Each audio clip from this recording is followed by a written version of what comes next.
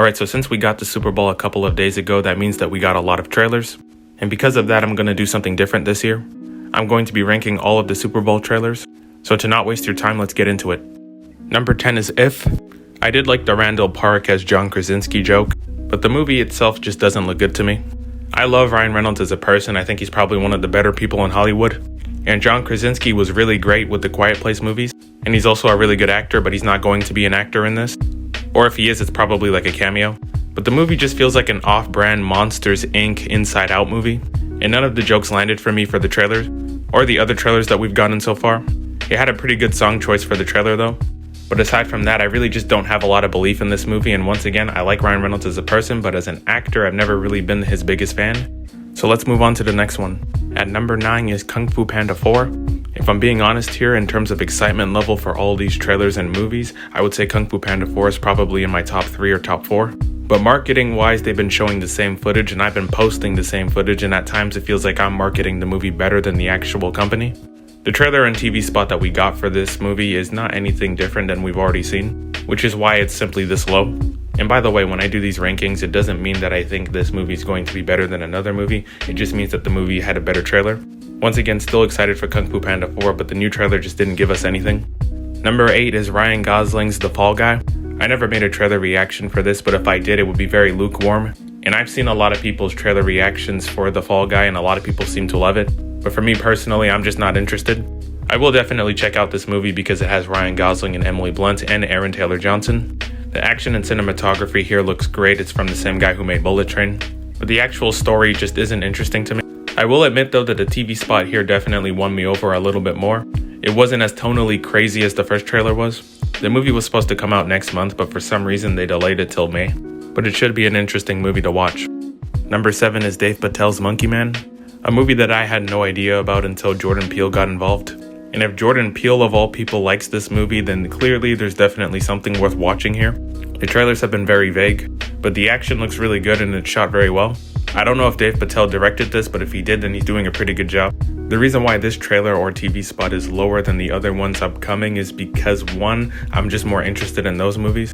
And 2, we haven't gotten enough information about this movie because it's been so mysterious and vague. But honestly, I think it's a good thing. So overall, Monkey Man wasn't something I knew was even a thing. But now that I know it's a thing, I'm definitely going to be checking it out as well. Number 6 is Wicked. This movie I believe is going to be a musical, and I'm pretty sure it's based off of some other musical of the same name. And honestly, for the movie itself, I'm not really excited for. But the trailer for this movie makes it look a lot better than I think the movie's actually going to be. This trailer did a pretty good job of establishing this really nice looking world. Although some of the shots with the characters in this movie does look like an SNL sketch. Ariana Grande is in this movie, and it's been a while since she's done anything. Obviously, she's been too busy being one of the biggest pop stars in the world. And I'm pretty sure if you've been on the internet, you're aware of the drama that's been going on set, which I'm not going to get into. All I'm going to say is that Ariana Grande broke SpongeBob's relationship. And not the actual voice actor for SpongeBob, but the musical actor for SpongeBob. I don't know who's playing the witch, but they kind of look like Cardi B, if she was a witch.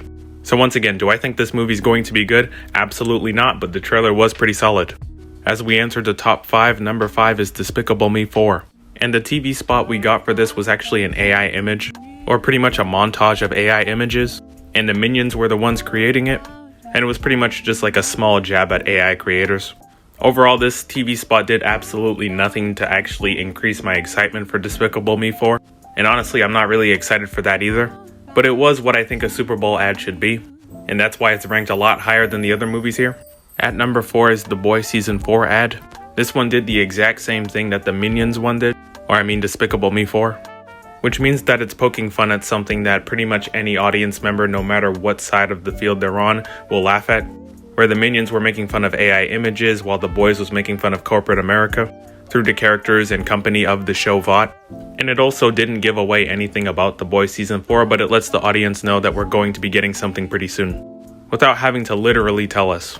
Number 3 is Twisters, and I'm just going to say this right now, for the final 2 of the final 3 picks that I hadn't seen the original, and that's the same for Twisters. I did not see the original film. I definitely want to see it now. The movie also has Glenn Powell in it, and he's probably going to be the next big movie star, so anything he's in, I'm definitely going to watch. And this does look like any other natural disaster kind of movie, but we will see what happens with this one. I think the trailer's good enough that I think I'll definitely go see it. And as long as it brings what the audience is looking for, which is big disasters and great characters, I think this movie might even make one of my best movies of the year, but that's probably unlikely. Number 2 is Deadpool and Friend. And yeah, there's a reason why Deadpool and Friend was pretty much the biggest trailer of all time in a day, or some crazy statistic like that. It gave us pretty much everything we expected for the trailer. Deadpool's involvement with the TVA, how he's doing with his life, and having Wolverine come back. But he's only in the trailer for like probably less than a second, like physically in the trailer. One of my big concerns for Deadpool 3 was the fact that I thought the MCU was gonna affect it. But simply based off of the first dirty joke that we get in that trailer, clearly Deadpool was not affected by Disney in any way whatsoever. If I had to make a prediction of what movies I think are going to hit $1 billion guaranteed, Deadpool 3 is one of them.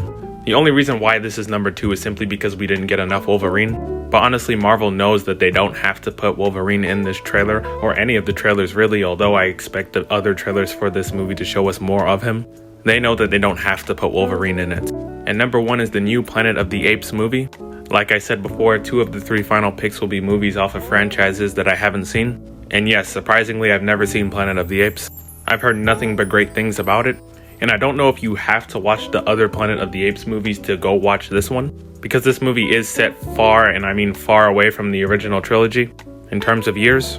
And I wasn't really that excited over the first trailer that came out, but this second trailer made the movie look a lot more epic, while having a very personal story that ties it all together. And the main character in this film is definitely dealing with the fact that, apes are now hunting down humans. And the main character is also dealing with how bad that is, and obviously that goes against the big rules that the apes have, which causes some really personal but interesting drama that will be worth watching in a theater. So yeah, this is pretty much my Super Bowl trailer ranking. I might do a commercial ranking in the future. This Super Bowl trailer week was alright. We had pretty much everything we thought was going to come out. I was wrong on some of my predictions though. Like I thought the new Godzilla trailer would be playing throughout the Super Bowl, but the trailer ended up coming out today. But to the very few people who are watching this video, which Super Bowl trailer did you like the most? And why did you like that trailer? Let me know in the comments if you care, and those are my thoughts on that.